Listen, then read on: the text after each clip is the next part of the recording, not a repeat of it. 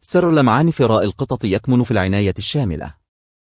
تغذية صحية متوازنة غنية بالأحماض الدهنية أوميغا 3 و6 أساسية. التمشيط المنتظم يوميا إن أمكن يزيل الشعر الميت والأوساخ وينشط الدورة الدموية في الجلد.